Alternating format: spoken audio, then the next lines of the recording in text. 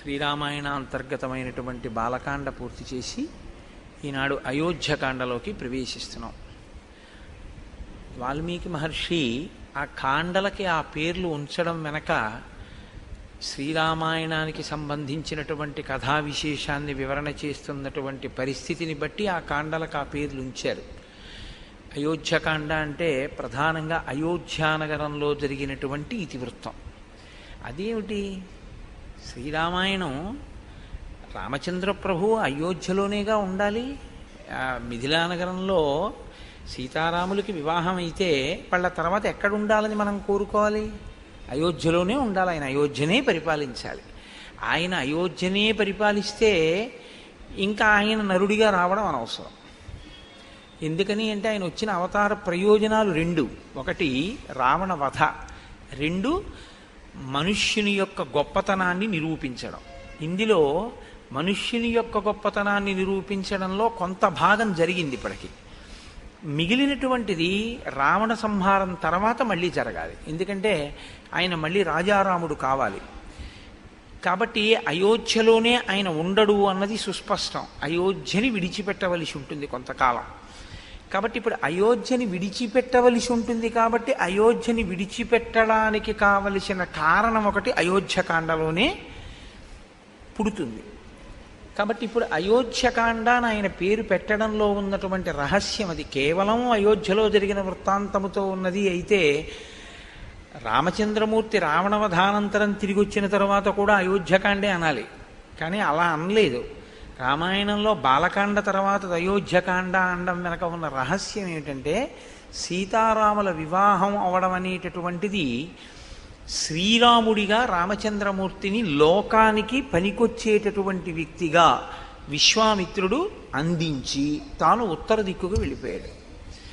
బాలకాండ అన్న పేరంటారా? బాలకాండ అనడానికి కారణం రాముని బాల్యాన్ని వర్ణించింది అని కాదు. ప్రధానంగా బాలుడు అంటే అందుకే గణపతిని ఎప్పుడూ కూడా బాలుడిగా చెప్తారు తప్ప గణపతికి, సుబ్రహ్మణ్యుడికి, వీళ్ళకి యవ్వనంలో ఉన్నవాళ్ళు, వృద్ధాప్యంలో ఉన్న వాళ్ళ కింద చెప్పరు. అసలు ఎప్పుడు బాలుడి కిందే చెప్తారు. బాలుడి కింద ఎందుకు చెప్తారో తెలుసా అండి? బాలుడి కింద చెప్పడానికి ఒక లక్షణం చెప్తారు పెద్దలు. ఇప్పుడు కోపం వస్తుంది పిల్లాడికి, ఏదో నాన్నగారు కాజా ఇవ్వలేదు, కోపం వస్తుంది.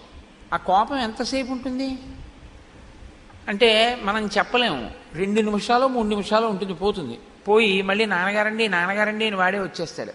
ఇందాక కోపపడ్డావు కదరా అంటే అసలు ఆ కోపపు ఛాయి కూడా వాడి మనసులో ఉండదు. వాడు నవ్వుతాడు అంతే. వాడికి ఏం జ్ఞాపకం కూడా ఉండదు.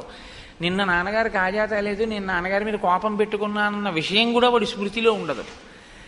అంతగా బాలురు ఎలా ప్రవర్తిస్తారో అలా మనం చేసేటటువంటి తప్పిదములను మన్నించి మన కార్యములకు విఘ్నములను తీసేస్తారు. కాబట్టి విఘ్నేశ్వరుడు బాలుడు, విశ్వామిత్రుడు బాలుడు.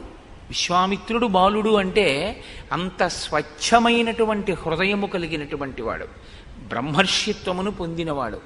బ్రహ్మర్షిత్వమును పొందినటువంటి విశ్వామిత్రుడు రామచంద్రమూర్తిని బాలకాండలో ఉత్తరోత్తరాలోకానికి పనికొచ్చేటటువంటి లోకాభిరాముడుగా ఎలా తయారు చేశాడో చెప్పిన కాండ విశ్వామిత్రుడి యొక్క జీవితాన్ని వర్ణన చేసిన కాండ. కాబట్టి దానికి బాలకాండ అని పేరు.